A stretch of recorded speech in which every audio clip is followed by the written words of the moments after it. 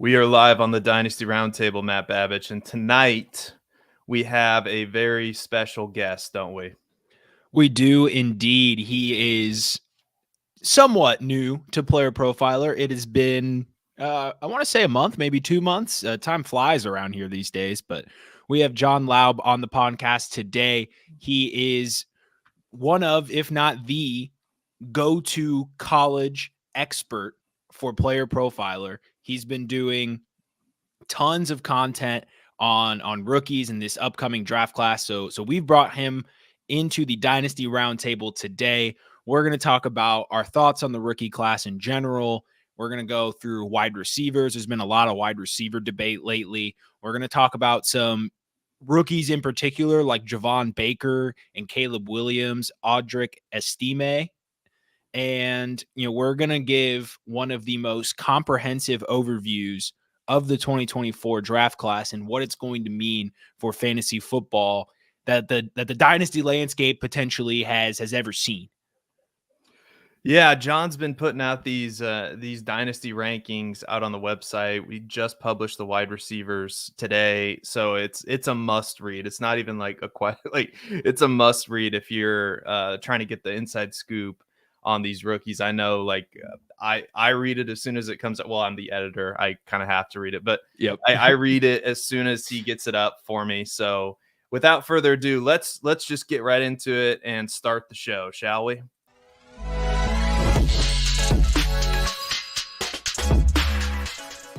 Hello, gentlemen. How are you? Hello, John. Welcome to the show. Welcome to the show, my friend. And he's rocking the Oregon Ducks, Justin Herbert jersey there. Uh-oh. Oh, no. Well, John has frozen up a little bit. Hopefully he comes back to us. But I'm here. You got us? I'm you got sorry. us? Good. No. You're good. All You're good. So this 2024, John, you are the expert rookie guy. You're kind of one of the go-to guys for rookies. So I kind of have my thoughts on the class. I've been digging into it, but I'm very, very curious, just like a general overview of the 2024 class. How do you see it? What should our audience know before we dive any further into it? That's a great question. This is my 11th year publishing rookie rankings, and it is not the worst class in the 11 years. 2016, 2014 turned out to be really bad. I do think the narrative is a little bit incorrect. There are players here are going to help dynasty teams. For one, we just have aristocracy at the top of the wide receiver rankings. The top three are as good as any trio that I've seen in my 11 years at the top of the rankings. They're just unbelievable. These young men should make it. I don't like to prognosticate more than 5 years out because we've seen how much dynasty changes in 5 years, but they have a very good chance of 5 years from now still being highly valued in dynasty leagues. That's how much I like them. I think the running back class is getting shortchanged, and here's why. We don't have a star at the top of the rankings. People love when there is a Bijan Robinson, a Jonathan Taylor, Saquon Barkley type of prospect. When they see that, they immediately elevate everyone else in the draft class for whatever reason. We don't have that this year. I'll be the first one to admit it. There's not even a Breece Hall in this class, and Breece Hall went top of the second round in 2022, and I love Breece Hall. He's been unbelievable when healthy. We don't even have that this year. So what happens is the narrative without that top candidate tends to be negative, right? People just think the draft class is bad. What I see is a plethora of quality running backs. Might not be a star. There could be a star, right? There's definitely a bunch of Isaiah Pacheco's out there. There's going to be players who contribute to your fantasy teams. Hey, I had a fantasy playoff dynasty team with Chuba Hubbard as my second running back, and I loved him last year, and he came out of Oklahoma State, and I think I drafted him in the third round. He kept falling, right? when you play in these giant dynasty leagues with deep rosters and flex positions, you need players like Chuba Hubbard. It's not that he was unbelievable, but he was contributing a nice, 9 to 14 points every week. Second half of the season, I was very happy. If I can get an Isaiah Pacheco or better, a little bit better, and I think there's better than Isaiah Pacheco. But if you can find that player in round 3 or 4, that's going to help your dynasty roster. I do believe one of the young men will likely be a really significant player. Our job tonight is to find that, to help people find that value. Quarterbacks. Hey, we're going to get guaranteed 4 first-rounders. There's no question in my mind right now. I think that sets in stone. We might get 4 quarterbacks by pick 12. So it's very strong. The question is, are we going to get a 5th quarterback in round 1? I don't have a grade, but we know the teams are desperate, right? You know teams need this position. There might be 1 quarterback who goes late in the first round, or maybe even 2, depending on the desperation of a team. And I think the tight end is interesting. There's 1 superstar. We'll talk about him. Everyone knows him already. But there is 1 player I like. And right at value right now, I prefer him in Dynasty. So I think there's sneaky value at the tight end position that people aren't talking about because everyone sees the North Star in Brock Bowers. Yeah, that is so refreshing to hear, especially when you talk about the running backs, because as I was digging into them and reading your work and just kind of reading around other people's work in the industry, and as Matt and I have talked about it on this show with other people, it really feels like there's going to be some hits in there, and we'll get into it.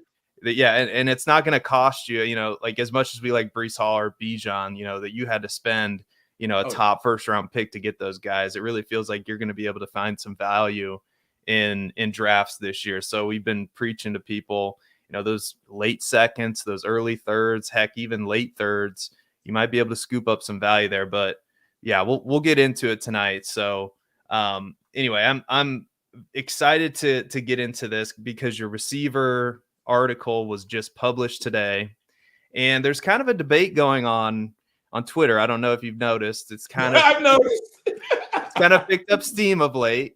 The wide receiver 1 in this class I thought was going to be clear, but now it's not so clear. So where do you stand on the Malik Neighbors, Marvin Harrison Jr. conversation? Who's your wide receiver 1? So you can go to PlayerProfiler right now and check out my article, but this is not an easy decision, and it took me a long time. It is Malik Neighbors. And I will say this, anyone who's heard me, and I've made this statement about on 5 different shows since a little after the new year. By mid-October, I was debating it. I had watched enough of LSU and Ohio State. I started to take notes on Malik Neighbors, and the thought crossed my mind. But at the same time, I'm like, are you crazy? Like, really? Someone's better than Marvin Harrison? By December, I was like, oh, I'm pretty sure my film study, I like Malik Neighbors better, but I still had the third step was the model. When I put Malik Neighbors' numbers in my model, I couldn't believe it, gentlemen. And I do it right after the new year. Malik Neighbors beats Marvin Harrison in most of my statistical categories. I was like, wait, am I like, how you ever double check numbers when you're doing like accounting or a checkbook, right? You're like, am I really looking at this the proper way? Did I do this right? I'm like, catch percentage, Malik Neighbors. I had receiving yards per team pass attempt, Malik Neighbors. Team aerial dominator, Malik Neighbors. Career receptions, Malik Neighbors. I'm like, oh, what? Am I doing something wrong? So by about January 10th, I made the decision. Malik Neighbors is my number 1 guy. And why the separation is very thin. Trust me. This isn't like, oh my God, Malik Neighbors is miles. It's not. He's close. It came down to versatility. I believe Malik Neighbors is more versatile of a playmaker. You can play him in the slot. You can play him on the outside. You can put him in the backfield. He is just simply unbelievable offensive football player. And he can attack a defense down the seam on deep crossers and outside of the post. Now, I know hands can be subjective, but I think he has beautiful hands. He has a 69% catch rate. They're awesome. Now, granted, he had Jalen Daniels throwing to him, so he had a great quarterback, but I still love his hands. And then I believe in my analysis, looking at film study, Malik Neighbors is a better deep separator. What I mean by that, 20 yards down the field, Malik Neighbors leaves people in the dust. Like, there's some passes where you're like, is there anyone in the film covering him? Did they miss him in the secondary? And I love Marvin Harrison. He's a classic X receiver. I think his floor is so incredibly high, but he's more of a boundary. He's really, you want him out at the X, you want him in the boundary, and great. He can beat you deep. He can beat you on the outside. His curl route is incredible. He's big. He's strong. But I do think that Neighbors is more of a chess piece, and that's why I put him there at number 1. So how much do you think there's an element of game planning that goes into this? So you mentioned Marvin Harrison was a native X. Now, do you see that as a ability issue, as in Ohio State didn't necessarily view him as that versatile asset? Because obviously he had to have played some snaps in the slot, and I'm sure you've seen that production. Oh, yeah. So this is more of a coaching game plan agnostic. Malik Neighbors is simply the more versatile player. Is that what we're getting at here? Yeah. So like, if you were going to give me an option, if you say Malik Neighbors ends up with Arthur Smith, or not very creative. No, right? John, no. And then Marvin Harrison ends up with Kyle Shanahan. Obviously, I'm going, I'm to the absurd, right? But I would obviously be more interested in Marvin Harrison with the creative offensive coordinator than I would be with Malik Neighbors. But something tells me logical coaching. The LSU staff saw enough in Malik Neighbors' ability that they were going to move him around the football field. Now, part of it's Ryan Day, but I do think when you have this ultimate X receiver, correct? And we're talking Julio Jones, we're talking AJ Green, just that dominant player on the boundary. You can create an offense around the dominance of that X receiver. So why would Ohio State be incentivized to do other things right with him, right? Your safeties have to cheat towards him. Your linebackers might have to drop into the short zone. Harrison's so strong and big, right? So you're not really incentivized to move him around as much just because he's so good there. So I do think I've seen it on film with Neighbors. And if looking at my analysis, do I know that Neighbors can play multiple positions? Absolutely. Do I think Harrison could? Yes. But have I seen it? No. And it's not in the numbers. Yeah, that's a great point. I think overall, it's important to get the edge, when we're talking Marvin Harrison Jr. versus Malik Neighbors. But to me, this kind of seems like not the same situation pre-draft and not two direct player comps. But in my mind, this is a 2020 Justin Jefferson, CeeDee Lamb type scenario where both players can go to situations that will maximize their talents. And in 2 to 3 years, they could both be in that top tier of dynasty wide receivers. And you look back on it and you're like, okay, was the decision Marvin Harrison Jr., Malik Neighbors? And the answer is yes. That's a great one. I had, full disclosure, I had CeeDee Lamb at number 2, and then I had Justin Jefferson at number 3, and I was a little bullish on him. If you remember, the argument against Justin Jefferson was that he only played slot at LSU. But if you remember, they had this guy named Jamar Chase, and Jamar Chase was such a dominant X, and Terrence Marshall was good enough on the outside. Well, why would you not take this uber incredible player, Justin Jefferson, and just put him in the middle of the field and let him dominate everyone. So I had a ton of dynasty picks of Justin Jefferson because he fell. I mean, people were taking Jalen Reagor over Justin Jefferson. I was like, no. And I had Reagor at probably 5 or 6. It's not like I hated Reagor. I'm not trying. I felt he was worth a second-round value. He got pushed up into the first round. But, man, when Jefferson was sitting there, I was taking Jefferson. And most of the time, my opponents made the decision for me. I didn't even have to make the decision.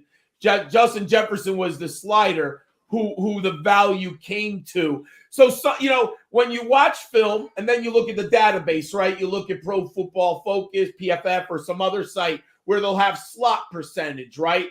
I was stunned at how often Malik Neighbors ran out of the slot or inside and how little Harrison did. He did run inside once in a while, but it was not very common when you look at the statistical numbers. Yeah, I've been kind of racking my head about. I mean, I think what we all should be rooting for is I think it's very possible that in the first 3 picks we get quarterback. I think it's very possible. Yes. And the next 2 picks is Arizona and the Chargers. What if it's just Marvin Harrison, Malik Neighbors? I mean, wouldn't that just be the ultimate landing spot for both those guys? Like, that's kind of what I'm hoping and praying for. Just as a fun fantasy guy, that would be amazing. Seth, from a fantasy standpoint, we could not get much better. I'll say we don't want the big potholes. We don't want New England without a quarterback and a defensive coach. Yep. And I don't want the Giants right now with Daniel Jones, and who knows where that offense is going for these 2 young men. I will say this. I prefer Harrison in Arizona, and here's why. They have a bunch of slot receivers, right?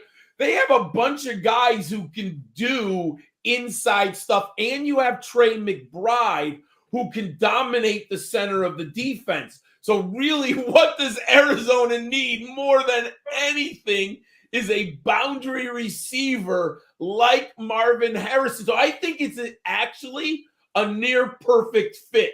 Because if you put Trey McBride and Marvin Harrison on the wide side of the field, that is going to be a real problem for some people. And man, if it would be a conundrum. But with Justin Herbert and Malik Neighbors, that could be a very nasty combo. If Harbaugh just opens the playbook a little bit, like just let's throw it deep 3 times a game, young. That's all we need because you have the best arm, you have the veteran quarterback, and Neighbors can beat people deep.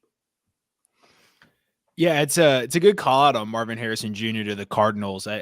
It's been circling around lately, but it really went underspoken just how efficient that offense was under Kyler Murray in the back half of the season for the Arizona Cardinals. And he was really working with Trey McBride.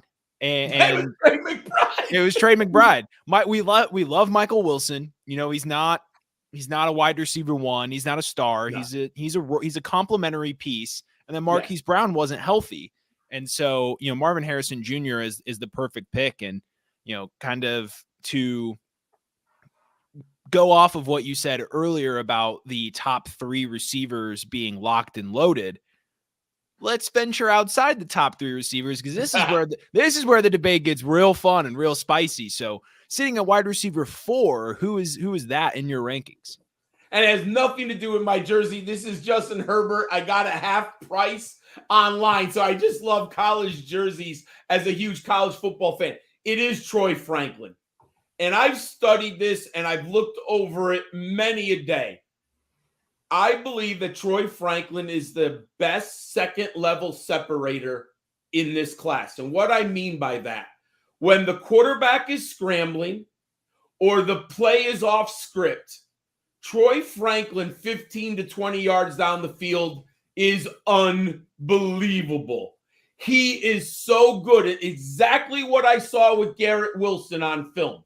When you go back to watching Garrett Wilson at Ohio State, there are passes, and part of it was a scheme, same thing within Oregon, but I'll say this. When Garrett Wilson was 15 yards down the field, I thought he had the second and the highest level separation I've ever seen against safeties deep down the field. Troy Franklin is in that bucket. I don't think he didn't grade out as highly as Garrett Wilson. But man, is he so dangerous when he gets up to full speed and he's 15 yards one-on-one. He's very underrated. He had a 70% catch rate. He had a team aerial dominator of 31%. His ADOT was 12.9.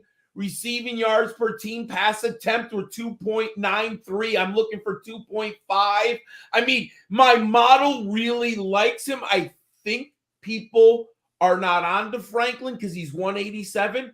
And if you see him, he's very tall and lanky, right? He's skinny. But there's one thing that's on film that's interesting. Franklin doesn't take a lot of hits. I really do. When you watch enough football, this is 40 years of watching football. There are some receivers and some running backs who have an innate ability to avoid getting destroyed by defensive players. Some players you just see, like running backs, they get hit, like linebackers, like, oh my God, he just took that on and got destroyed. Barry Sanders, find me a hit where Barry Sanders gets destroyed by a linebacker. Now, he's obviously the extreme, right? He was unbelievable at avoiding the big hit. Troy Franklin, he puts his body and the way he can slither and slide, he doesn't take a lot of big hits. And 187, I prefer 190, 195, but we've seen Jordan Addison. We've seen too many of these smaller size receivers. The way the NFL is played now, the hits are different from the secondary. Troy Franklin's your modern NFL wide receiver. John, listening to you talk about, I could listen to John talk about wide receivers and NFL prospects all day. Like Troy Franklin, like you said it, he's just, when I watch him play, he's just so smooth. He's just a smooth player. And that's a quality that I look to. Is like, I don't know quite how to put this into words, but this guy makes things look easier than they should be. And you're right. He doesn't get hit a ton for a smaller guy. And that's going to be real important for him too. And this past year, there were some of the same doubts size-wise with Jordan Addison. And Jordan Addison had a great season for fantasy. I think he had 9 touchdowns, right? And over 900 yards for the Vikings, yeah. I mean. And who knows if Kirk Cousins stays healthy, who knows what happens, right? So, again, we have Troy. And if you haven't checked this out yet, it just got published today. You have to go check out John's article where he breaks down in great detail all his top 6 rankings. So we've talked about wide receiver 4. When I read this is a player that I like a lot. And I don't know if I had the courage to rank him where you've ranked him, but the steam is picking up on this guy. So talk to us about your wide receiver 6. Javon Baker. Tell us about Javon Baker. Go. Yeah, it took me a while, and he's probably risen up the rankings more than any wide receiver since mid-December. Last summer at this time, there was not any real chatter. I'm a big college fantasy football fan, as you had mentioned before, and he was pretty deep down the rankings. He ended up being a great value in CFF drafts. But there was no chatter about him that I saw in the Devy community. When you looked at rankings 30, 40 deep, he was pretty far down there. If you were playing DFS last year, Javon Baker was like a total home run. Like, he was unbelievable the first 6 weeks of the season. So he kind of opened my eye, and I was like, oh, he's impressive. But this is a Gus Malzahn offense. It's John Reese Plumlee. I wasn't really sure. When the season ended, I plugged in the numbers, and I'm a model. Like, I love film. I just love the game, right? I just love it. But I do use my model. And when I plugged in the numbers, I'm like, what? Oh my God. His team aerial dominator, 34%. Receiving yards per team pass attempt, 3.11. Just as an example, Marvin Harrison is 3.22. So they're within 0.1 per 10% of each other. That's incredible. I didn't realize he was 208 pounds. Now we're going to find but that's a nice size, right? 6'1", 208. So in late December, when I plugged him and I said, okay, I need to do more research. Oh, he was at Alabama behind some guy named Devonta Smith, Jaden Waller, John Mechie, Jamison. Oh, Jamison Williams. He never could get on the field. He was a 4-star recruit who obviously Nick Saban and the coaching staff liked. But when you're loaded with a Heisman winner and first-round draft picks all over the place, how are you going to get on the field? So you know what I did at this point? After looking in the model, I had to go to the film. My friends, his film is nasty. It's awesome. He's got some of the best tape. I literally watched like 4 games in a row of him where he's just dominating people. And you know what I love about him? I said this was Zay Flowers last year. He plays with anger and conviction. And I'm telling you, if I'm a defensive back, I would hate him. If I'm a teammate, I love him. I mean, he must be talking trash out there. You see him chattering away. But hey, man, the great wide receivers, I've seen too many of them, from Chad Johnson, Terrell Owens. I don't catch the ball, score touchdowns. I'm all for it. He has that mentality. He is a classic X without the Marvin Harrison. He's not the talent as Marvin Harrison, but he's an X receiver you can put on the boundary. And here's my final cherry on top. First, I saw his yards per route run last year, or for his career, 17.5. 17.5. Last year, he had 21.1 in a Gus Malzone. Can I repeat this? This is Gus Malzone, the coach at Auburn for a long time. He's not running the most sophisticated passing game in the history of the league. And John Reese Plumlee is not an NFL prospect. 17.5. And here's the cherry. I went to his ADOT. 17.1. There's no conflict in the two. Sometimes you'll see a high yards per route run, but that, and then a low ADOT. Well, what does that mean? The player had a lot of yak yardage. Rondell Moore. He had tons of yards after the catch, right? But his ADOT was low. I get let me see. I believe he's the best one in this class. Oh, no, I have an ADOT of Devontae Walker, 18.2. Jermaine Burton, 20.4. And then Javon Baker, 17.1. And he was better than all of those on the number of targets and catches. That's it. He's a top 6 wide receiver in my model and film study. That's incredible. That yards per route run stat, blew me away. We didn't have to go. We didn't have to go disrespecting Rondell Moore. Purdue alum. So that one's a soft spot. But I did want to add one more thing onto the Troy Franklin conversation before we completely move on from wide receivers. So we talked about Jordan Addison, right? Yeah, his weight concerns, how that translated. We've seen Devonta Smith, and so last offseason going into this, when we were talking about Jordan Addison, I mentioned a trend that I noticed as Seth knows and the chat knows, I'm a hockey guy. And so I've been noticing a trend over the past few years leading up to, the 2020 2021 Devonta Smith draft. We're starting to get a lot of these hockey players that are tiny little guys. They're young, they're small, they're skinny, but their technical ability, their speed, their technical ability is so sharp, and they're playing smart, avoiding getting hit.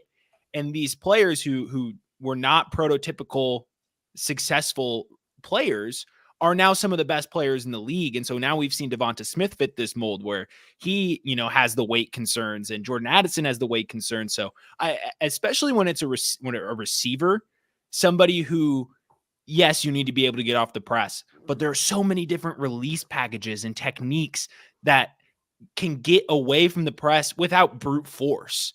And because the game is shifting to this maximized technical ability, I think, it's time to stop putting as much weight on these frame issues, especially when these guys are 19, 20 years old. There's going to be, Troy Franklin's 6'2".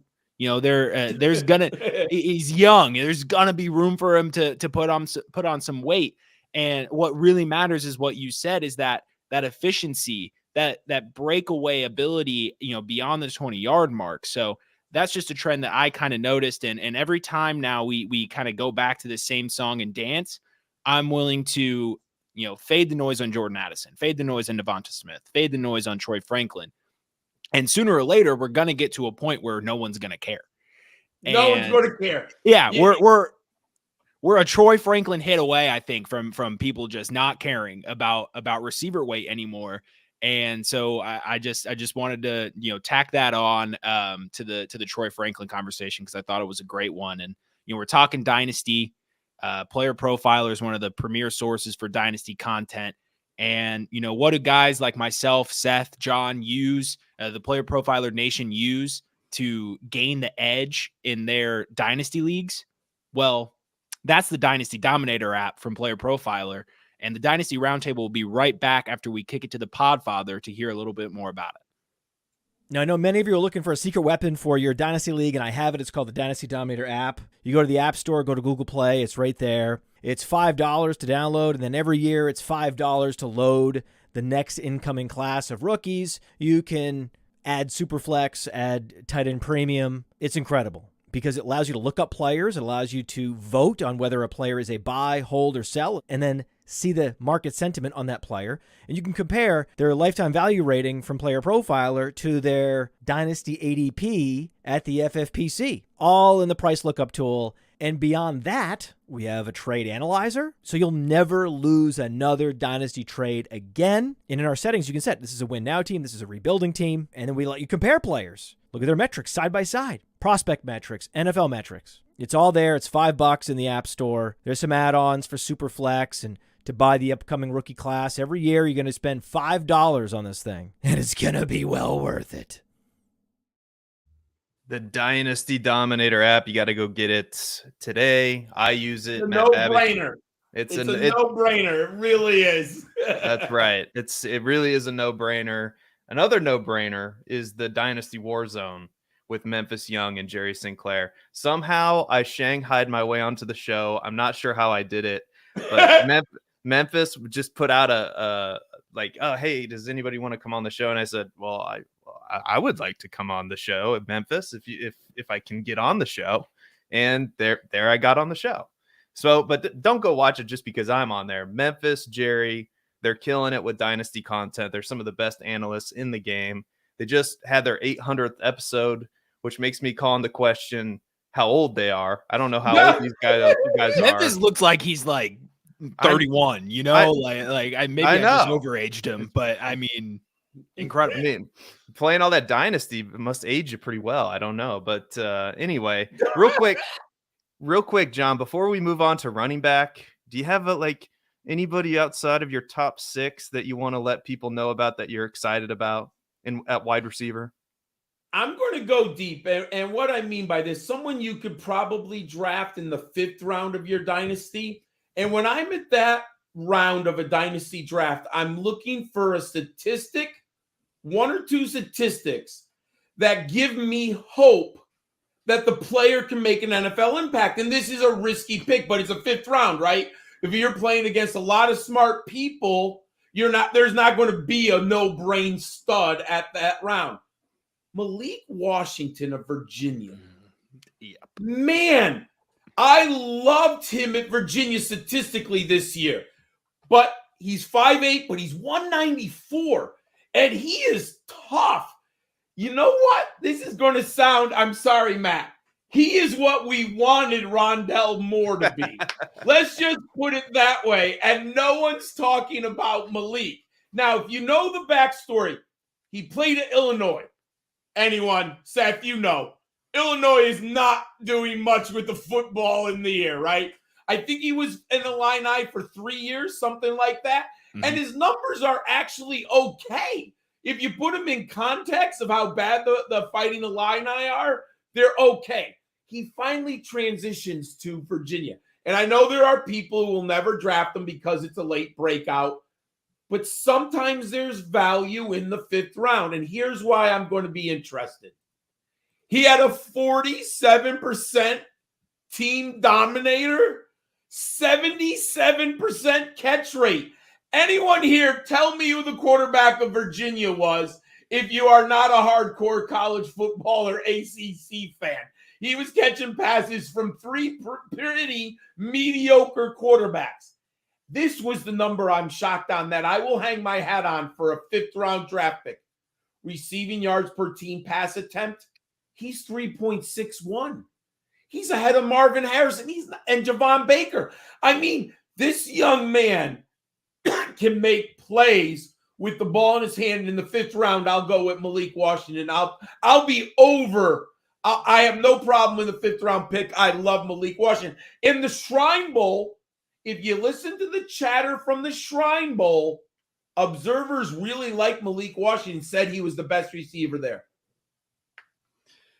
You heard it here, ladies and gentlemen. A 5th-round sleeper from John Laub, Malik Washington. It makes me just want to go turn on the tape because I have to admit I haven't watched a ton of Malik Washington, but good. Yeah, I'll have to go turn on the tape. Yeah, I mean, talk about a versatile asset. Like, oh yeah, they're giving Malik the ball in all types of situations, and when you're that versatile and able to command an entire receiving offense, especially one that's bad, that's bad.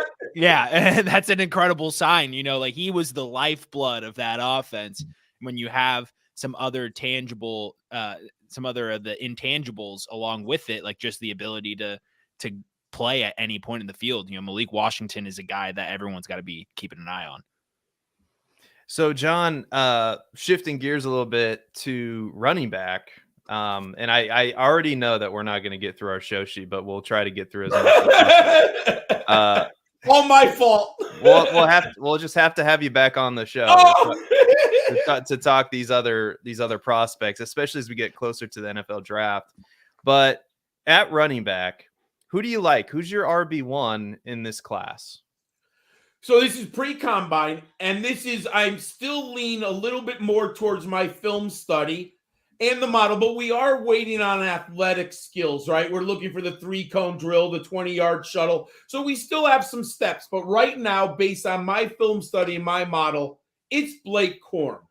I think he has the highest floor. I'm not sure his ceiling is ever going to be 1,400 yards. I think he's between 1,050, 1,200 yards if he hits his ceiling as a back. But there are so many things I like about him in my model and film. One, I think he has excellent vision between the tackles. Seth pre-show, we were talking about he's an Iowa fan. He watches the Big Ten West. Michigan's in the Big Ten East.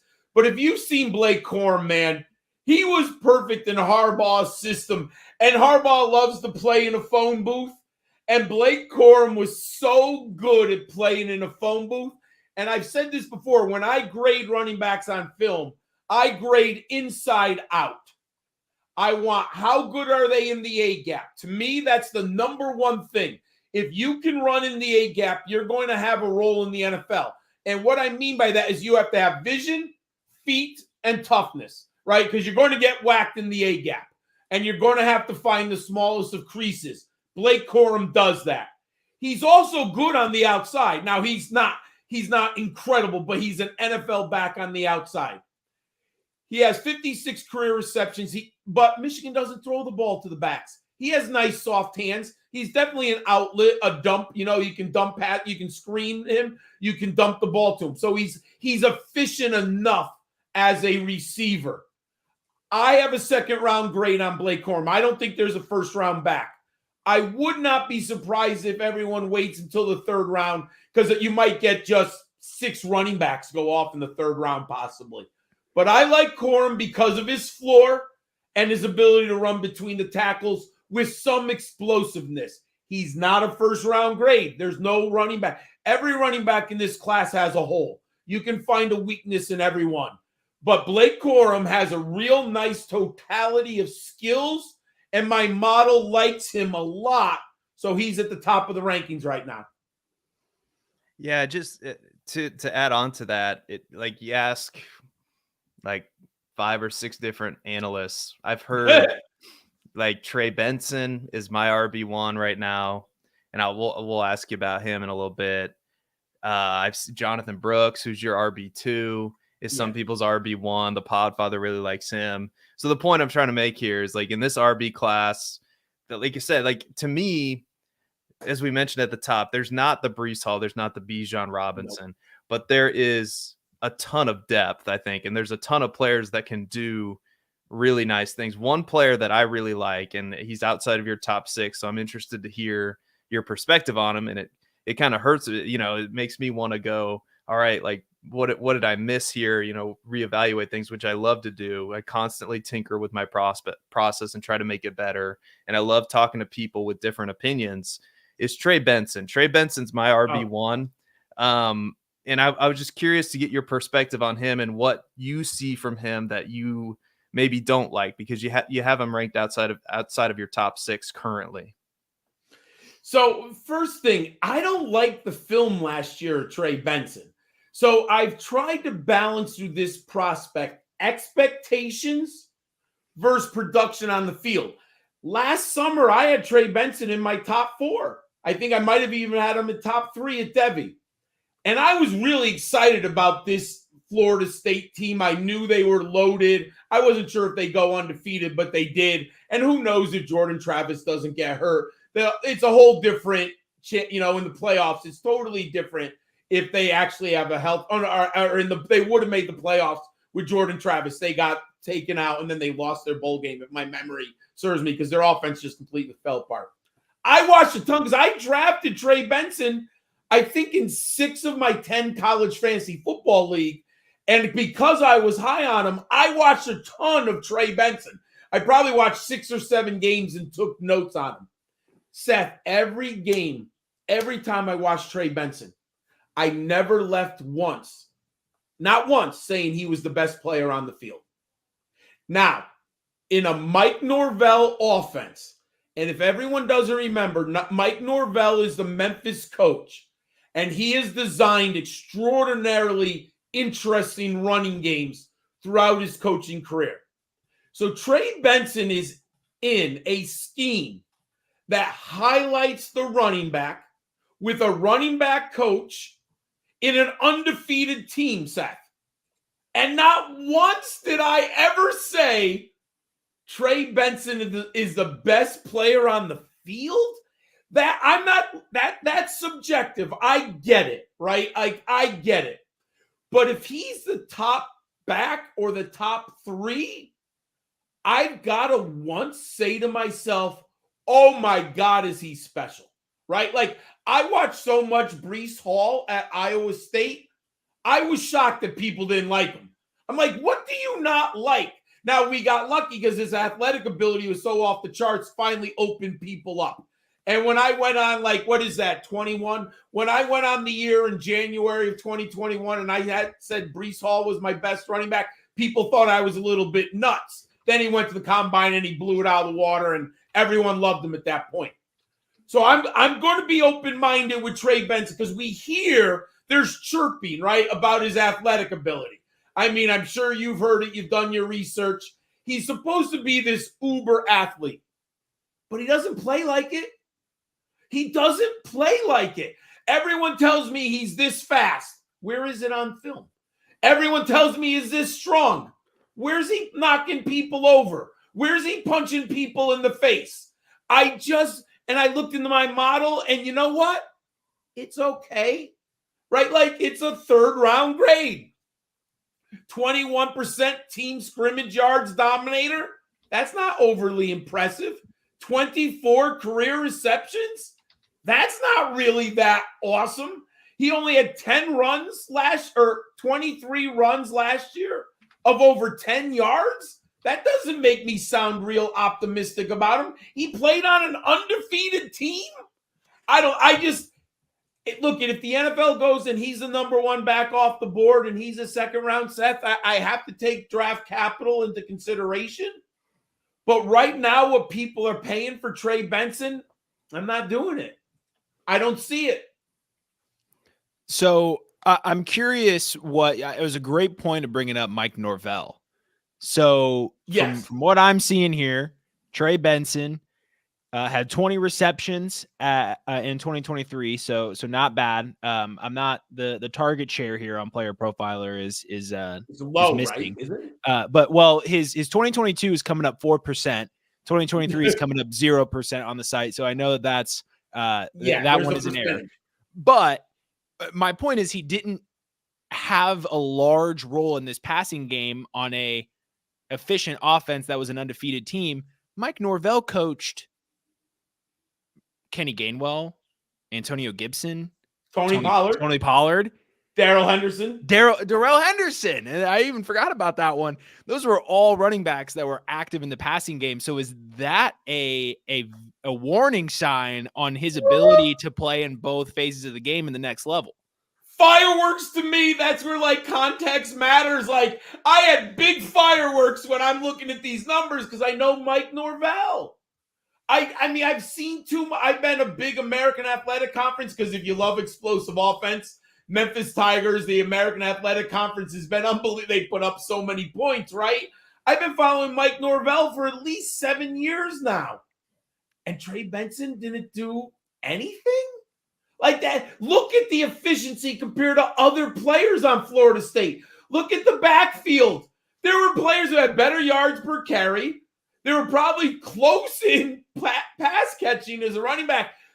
And I'll say this too. If you watch Florida State, and this is why I take game notes, they took Benson off the field a lot in important games. And here's a game that everyone, remember the LSU game, the first game of the season. How bad was LSU's defense last year, gentlemen? Beyond awful. Beyond awful. Watch that game of Trey Benson. He looked like dog poop. He was terrible in that game. Clip it, He Jay. should have had 200 yards rushing against that LSU defense. We didn't know it at the time. We didn't know that LSU was literally that was probably the worst LSU defense in the history of the Tigers. But that defense was atrocious. And Trey Benson was bad in that game. I think I'm going to have to reevaluate, John, because you make a ton of good points. So I wanted to ask that just selfishly. So I really appreciate the in-depth breakdown. Matt, we have a question. Do we have a question in the chat that kind of relates to one of our questions? We do. First of all, we shout out to everyone in the chat. The chat's been pumping all night long, but we got Jamie Perogue here in the chat who says he can listen to John break down different types of cheeses, and it would be interesting. So please show your love for John in the chat. Pepper Jack is my favorite cheese now. For those who want to know.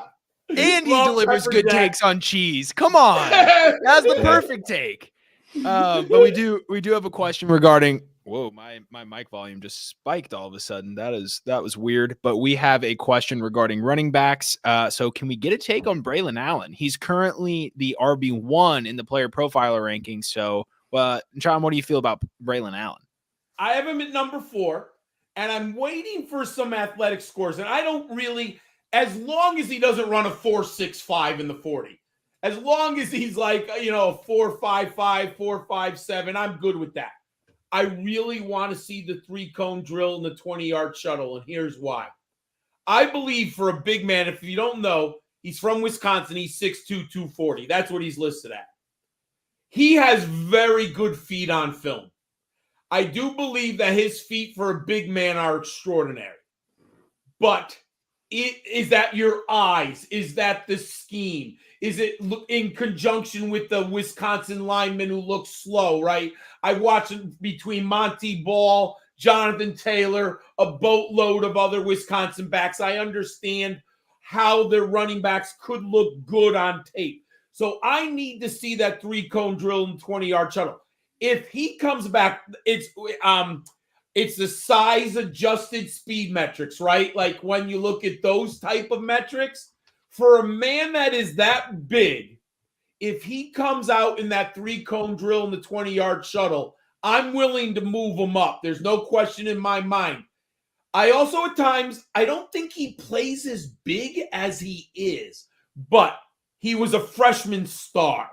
I mean, the kid is 20 years old. He's not a kid. The young man is 20 years old. I'm just a real old man. He's 20 years old. And I have to project what could he be in 3 years.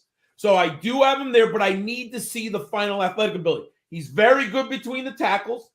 Underrated. I don't think he's a great pass catcher. He's not Najee Harris. He's not a route runner, but he's fine enough in the dumps in the short area. You might even be able to run a 5-yard out with him if you put him in motion. He's serviceable. It's not a negative. But that size is so enticing in that age. But I do want to see the athletic scores because I want to see his quickness, because that's going to be, to me, the final measure of him when he's in tight spaces. How quick is he actually? Yeah. To answer this question in the chat, I completely agree, like, with your Braylon Allen analysis too. Like, to me, I want to know what the athletic score is, just like you said, because I want to know how fast is, like, how quick is he? Like, because that was like one of my bigger concerns on tape is, like, sometimes outside the tackles, like, he's great inside the tackles, but sometimes outside the tackles and in pass catching, like, that's where my questions are. But Mercantedge, oh my gosh, I don't know how to say this. Mercantage. Mercantage. love it, that one. Mercantage plays. You can see John Laub's all of his his work on PlayerProfiler.com. PlayerProfiler.com/fantasy is where you can see his top 6 wide receiver rankings, and he posts some other rankings embedded within those rankings that you can see too, that compare players from this year to, like, throughout the years as well, if I'm not mistaken. So yeah, it's a must. Like I said at the top, it's a must read. He's done running backs, wide receivers, and quarterbacks so far. Yeah. So all of those are live on the site. So that's where you can find that information. I just want to answer that question right there. So me personally, John, and who knows, maybe you can change my perspective on this too, but there's another big man in this draft at running back that I like, and his name's Audric Estime. I actually have him ranked above Braylon Allen. So talk to me a little bit about your thoughts on Audric Estime. So that's a great question. These two men, I spent a lot of time on it, much to my wife's disagreement. But I looked at Estime and Allen, and here's, to me, the difference. It's the early breakout age. I can't ignore Braylon Allen having played linebacker in high school, being recruited. He wasn't even really recruited to play running back. They stick him in about, game 5 of his freshman year, and I think he ends up with 1,200 yards that year. When I have that early breakout, I have to put him above, because that's just ridiculous. Estime was very good in 2022. He really exploded this year, but he is, let's see, Estime, I want to make sure I get the high school class correct. He is the class of he came out of high school in 2021. Allen is 2021, but he is younger, right? I think he's younger when you look at the age. So I have it there. But I'm surprised, Seth, that people aren't talking about Estime. I have him at number 6. And look, if he goes out and has a great combine, I'm willing to move him up, because I do like the tape very much. But the numbers, let's look at the model. His scrimmage yard dominator this year, 29%. That's really impressive for a big man. His yards after contact is 4.27. I mean, he is hitting, and maybe I'm just old. I do like the physicality of backs. Audric Estime's hurting some people. And here's what I love, my friends, and I can't believe people aren't talking about this. We talked about Trey Benson, right? Estime had 38 carries over 10 yards. Benson had 23. I mean, Audric Estime, if he gets to that second level, if he gets by the linebackers, or he gets to the linebacker, oh my God, he is so good. And I think between the A gap, he might be better than Braylon Allen. I can't put him at the level of Blake Corum, but he's different. Does that make sense? Audric Estime is going to use his size and his physicality and his feet through the A gap. Blake Corum is going to use his vision and his slipperiness through the game. They have the same results, but they do it differently. I just look at a lot of things with Estime. And Seth, people aren't even talking about Audric Estime. Here's the thing that I find that could be interesting. I think NFL teams are going to like Estime more than the Twitterverse, the fantasy universe, right? I'm not going to be surprised if there's an NFL team that falls in love with him and he's a third back off the board in like the third round. Because I think someone's going to look at that size and the A gap running between the tackles, and there's going to be an organization that wants him on their team. I think what a perfect match for either Braylon Allen or Audric Estime, assuming that this team doesn't go the free agent route because they could. Yes. The Baltimore Ravens just feels like doesn't that just feel like they would love one of those two running backs, Braylon Allen or Audric Estime, and then they pair him with Keaton Mitchell once he gets healthy. And that with Lamar Jackson in that offense, like that just feels right to me. It just feels right. Can you imagine having to tackle Audric Estime for like 2-3 quarters, and then they bring in Keaton Mitchell, who you can't even catch up with that, and you still got Lamar. Oh, I agree with you, Seth. He has a Baltimore Ravens skill set that I wish, wouldn't it be great to be in the Baltimore scouting department right now? Like, do you guys like him as much as I do? Like, I would love to be able, I really think he fits your offense. What do you think? But he does fit. I mean, what a problem at the goal line with Estime and with Lamar Jackson. Yeah, I would love it. I would love it for sure. Absolutely. So before we get wrapped up here, I want to talk about just some overall sleepers that are really enticing you in this draft process. You did mention that there's a lot of tight ends outside of Brock Bowers that you like. So we could talk about the sleeper tight ends as well, but just, comprehensively, who are the sleepers that are really just getting your attention right now? Awesome question. I'll start with the tight end, then I'll give you one deep sleeper at each position. How's that? For our great viewers who stayed with us tonight. Jatavian Sanders. In all of my mock drafts and dynasty mock drafts, I'm taking Jatavian Sanders in the third round all the time. I might even take him late second round. Jatavian Sanders might be an athletic freak. Do not be surprised if he goes to the combine and you're like, oh, he's 6'4", 243, and he runs like a 4.51. Just something that's really crazy. And he has a really good 3-cone. Here's a number that I like. For a tight end, this is impressive. Jatavian Sanders has an ADOT of 9.8. Just as an example, Brock Bowers is 6.5.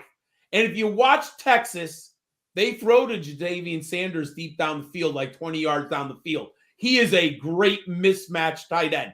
Sleeper tight end, Theo Johnson of Penn State. Anyone who's watched Penn State, there's a good chance he goes to the combine and you're like, oh my God, he's like Mike Gesicki athletic, right? Pat Fryermuth athletic. My friends, Penn State's passing game was abysmal. Seth knows that. How bad was that passing game, folks? His numbers, you're going to put him in the model, and you're going to be like, eh. But he had a 7.2 ADOT. He scored 12 career touchdowns. He had a decent aerial dominator, not great, but not awful. He's 6'6", 257. Does he slip into the fourth round of the draft? I think Theo Johnson's one of those players I'm going to be looking at a lot when I'm looking at the scouting combine because I think he's a fascinating player. I'll give you one wide receiver who I like who isn't getting talked enough about that I believe he's going to get drafted, Luke McCaffrey. And I don't know why no one's talking about him. He's a good player. He doesn't have a high ceiling. I think he's a floor player. I think he's the player you put him in the slot, 6'2", 202. He has some decent numbers. He played at Rice. Remember, he played quarterback at Nebraska. My friends, he was a quarterback at Nebraska. He transfers to Rice and becomes a wide receiver. I'm old enough to remember, folks, his dad is Ed McCaffrey. He won 3 Super Bowl rings. Watch the tape with Denver in 97 and 98, how good his dad was. And if you don't know, his brother's Christian. Luke McCaffrey can catch the football. He gets immediate separation. He's not a home run hitter, but he's a guy who can get you 65 receptions for 750 yards, maybe 800 yards, and score 6 to 7 touchdowns in the 5th round of a dynasty draft. I will take that. I like to go deep. I want to talk about players that you can get deep in drafts. At running back, I just posted on Twitter. My favorite upside pass-catching running back is Dillon Johnson. I haven't told anyone this. You're the first ones who heard this from me. I like Dillon Johnson at Washington. I like him one. He won me a lot of money in DFS against USC. Watch that game. I pivoted off of the quarterback and took Dillon Johnson in that game. But man, 6 foot 215. He played at Mississippi State with Mike Leach. He had 173 career receptions. He can run routes. He can catch the football. He's got physicality to him. Washington used him as a physical goal line back. I think he's very interesting if he lands on the right team with the right scheme. I like Dillon Johnson. He's my favorite pure, what I would consider like a pass-catching back with upside. And at quarterback, I can't believe I'm going to say it, but I'm going to say it. It's Spencer Rattler. I've gone up. He has been the roller coaster for me. He's been a conundrum. If you know, he got benched for Caleb Williams. I thought maybe his college career was over. If you saw him on that, what's that football show on Netflix when he was in high school, wasn't a very likable young man at that point. But I've seen him in interviews now. Lots of positive reviews coming out of South Carolina. He was probably the most efficient quarterback at the Senior Bowl. I hear really good things. So what I did, believe it or not, in the last 2 weeks, I've gone back to Spencer Rattler tape. There's no question he has an NFL arm. There's no question in my mind. The arm strength is there. There will be a team that believes that they can work with this young man. I think he's going to go in the 3rd round. I think he's going to be the last. I have him ahead of Michael Pratt now, and I'm a Pratt guy. But Spencer Rattler playing in the SEC, he's going to go ahead of Michael Pratt. There's no question in my mind. Well, I hope you guys took some notes tonight. I really do, because I certainly am going to have to remember all this information, and we'll definitely have to have you on again. You need to go follow John. Wait. You have to go follow John right now at Gridiron School 91 or Gridiron Scholar SCHOL 91 on Twitter. He posts amazing content there. You have to go check out his articles on Player Profiler. Where else can people find you, John? Right now, believe it or not, every draft information is only available on Player Profiler. I should say the written. I do have some videos on the Rookie Big Board channel, but all the written stuff with my model and my rankings. And one thing, you had mentioned it before, when you go to the article, there's a link that brings you to a Google spreadsheet. It's available to the public, and it goes deep. I think I have 31 running backs, 35 wide receivers. And Seth, what I try to do is I only use players historically that I've graded in the last 11 years. It's not fair to me to go back to Andrew Luck or, Robert Griffin, because I didn't have public profiles out there in a model. But the last 11 years, I give you historical references so you could see, where does Spencer Rattler rank when I put him in John's model amongst the guys in the last 11 years. Awesome. And we're so lucky to have your content on Player Profiler. So, I mean, like we said, running backs, wide receivers, and quarterbacks are there already published on the site. Wide receivers got published today. So go follow John on Twitter. Go follow my friend Matt Babich on Twitter at Babich_Matt10. You can follow me and my crazy Bears takes on Twitter at Seth_DIEWOLD. I have to say before we end the show, this is a good day for me because Caleb Williams, I don't know if you guys heard what Caleb Williams had to say about Chicago. No. He watches he's watched Michael Jordan, like he watched like Michael Jordan tape. He goes down YouTube holes and Walter Payton on like watching those YouTube. It's like this interview that came out today with him. I can't remember the author, but man, can we move the draft up today so the Bears can take him?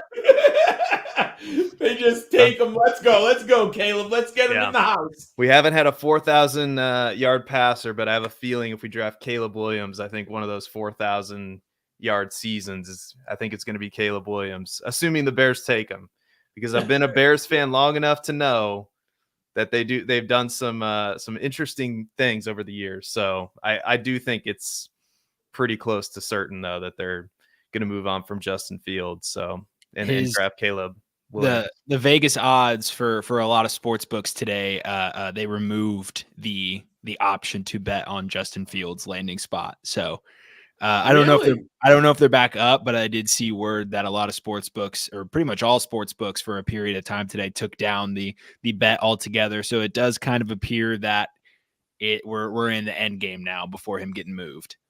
and the rumor is Atlanta. That's the big rumor right now, and that would be a nice landing spot for Justin Fields with Kyle Pitts and Drake London and a new coaching staff, Bijan Robinson, obviously, and it's a good fit. It's a good fit for him.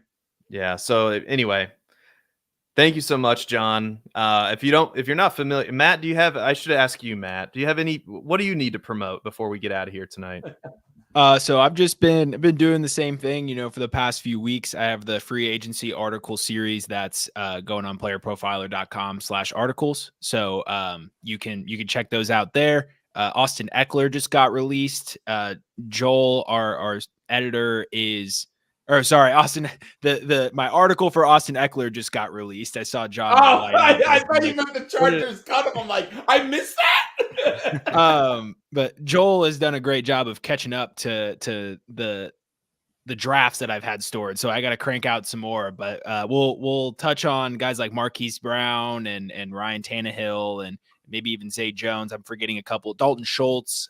We're making our way through the fantasy relevant players. So expect to continue to see those for the next couple of weeks on Player Profiler. And then, I'll be here on Wednesdays, and then on the new Player Profiler News YouTube channel on Saturdays, I'll be hosting Player Profiler Today. So you can check me out there on Saturdays at 6 p.m.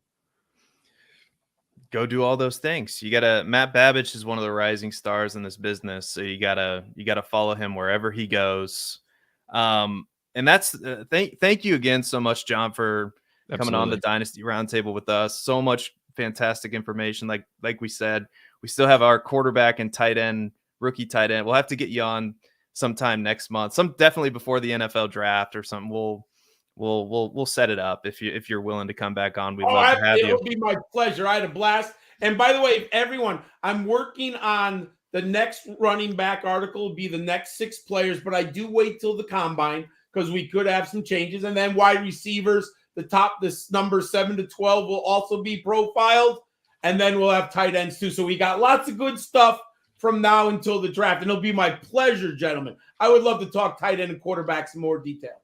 I look forward to that. This was one of the best, breakdowns that I can remember, on the show of these rookies, and your articles are second to none. So we thank you so much.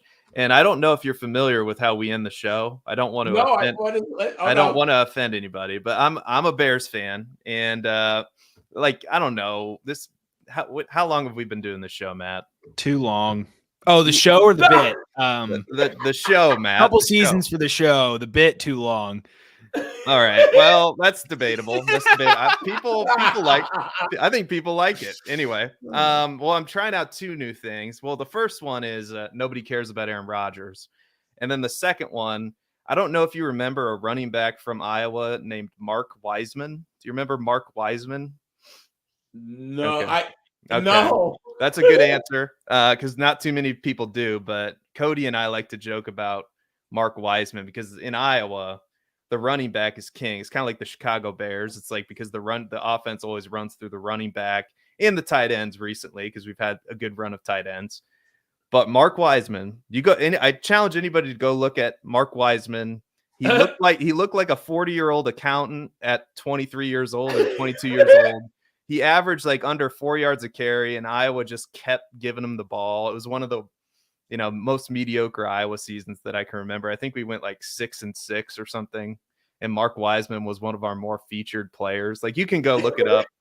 It's actually crazy. It's actually one of the more crazy Iowa seasons. So I say nobody cares about Aaron Rodgers, and then Wiseman for Heisman. Those are my two things.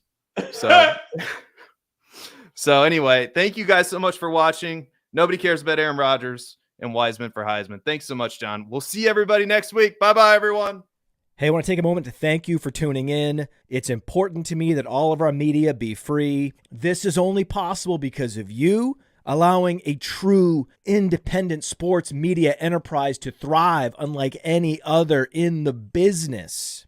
So please subscribe to the All In Package to continue to make all of this possible, to ensure that all of our stats, information, data, content is available to you, especially you, the people that get the site and get the show.